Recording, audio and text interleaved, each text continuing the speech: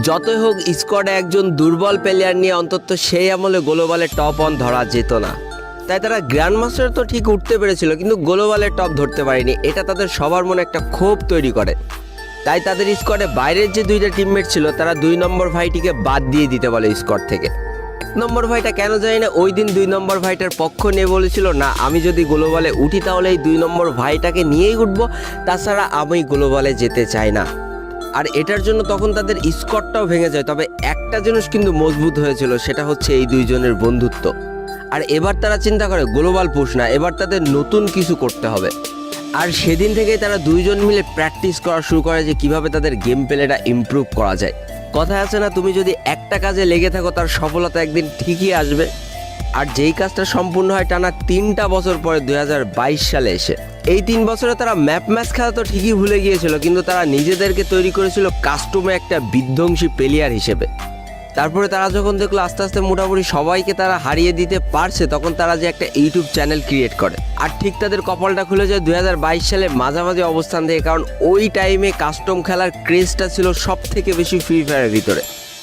অর্থাৎ 4 versus 4, 1 versus 1 এইগুলোর চাহিদা ছিল সেই সময় সব থেকে বেশি, আর তারা নিজেদেরকে তার জন্যই তৈরি করেছিল।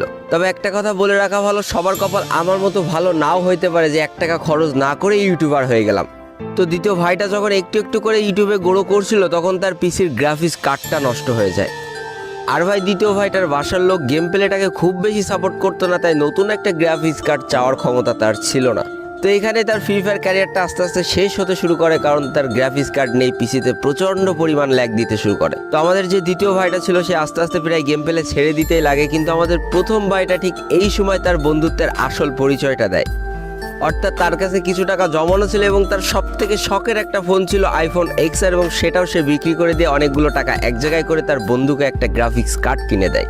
আর এই গ্রাফিক্স কার্ডটা তার খেলার স্পিডটা যেন কয়েকশো গুণ বেশি বাড়িয়ে দিয়েছিল, কারণ এটাই ছিল তার বন্ধুর দেওয়া একমাত্র উপহার, যেটা তার সব থেকে বেশি পছন্দের ছিল।